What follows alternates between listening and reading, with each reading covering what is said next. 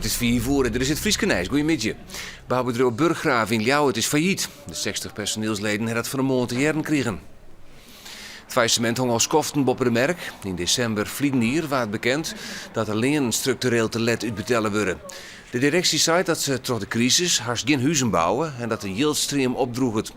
Als gevolg daarvan ging in maai het betonfabriek van Burggraaf failliet. De timmerfabriek en de bouwafdeling binnen Noambar. Het personeel krijgt toch het faillissement wel 2 maanden leen en het vakantieyield uitbetalen. Nou, zoals we nu kunnen overzien vallen alle vorderingen binnen die 13 weken. Dus die mensen die gaan er niet direct op achteruit. Die hebben nu niet direct schade. Maar ja, ze zullen worden ontslagen dan door de curator als er niet direct andere mogelijkheden zijn. Dus ja, dit is heel triest. Een groep van 5 Mali heeft van het inbrutsen in het casino in de mist zitten op een Jouwer.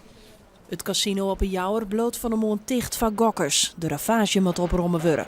Maar in grote moken waren de gokkassen stikken slaan terug inbrekkers die het uitnaaiden met duizenden euro's buut.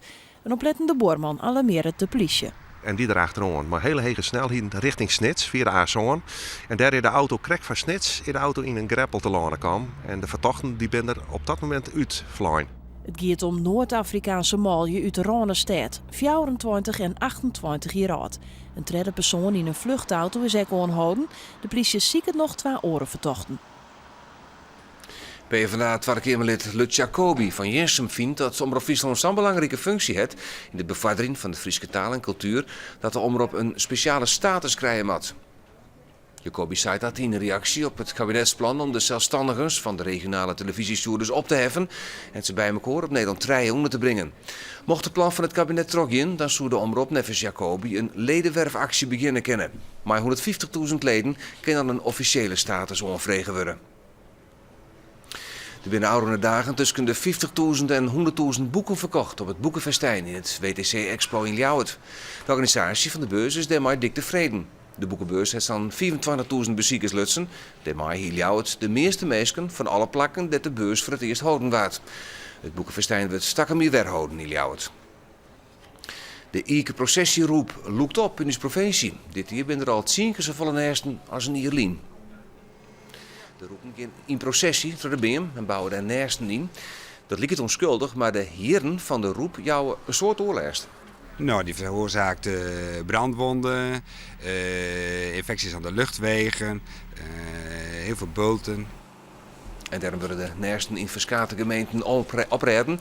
Zoals hier in Skasterland, dat zand in dat nesten voor het helle worden. De ruzie tussen de lokale omroepen in Zuidwest-Friesland is dit weekend escaleren. Het signaal van Radio Markant uit Snits wordt via de ether net met miljoen in oren plakken. En dat is piraterij, zo zei het Markant. 24 uur per dag, 7 dagen per week. Radio Markant! Dit lood is vanaf die alleen nog maar in Snits te jaren. Gevolg van een conflict tussen aan de ene kant RTN en A-Zone FM en aan de andere kant Markant. Er lag al een nieuw beleidsplan van geerwerking tussen de 3 lokale omroepen.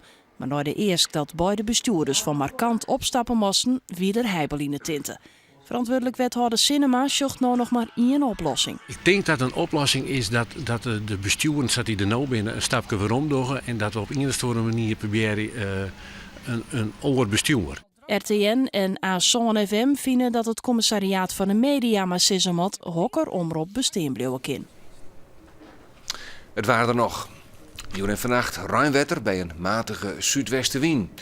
Morgen wordt het een graad als 29 en het is meest droog. Er stiert een krachtige zuidwestenwind. De dagen daarna meer zinnen. Ik al harde buien. En dan zag je deze kwartier. Dadelijk het Oeralsjournaal en de sport in Boppenslag. En ik meld me meer Friesnijs aan om 6 uur.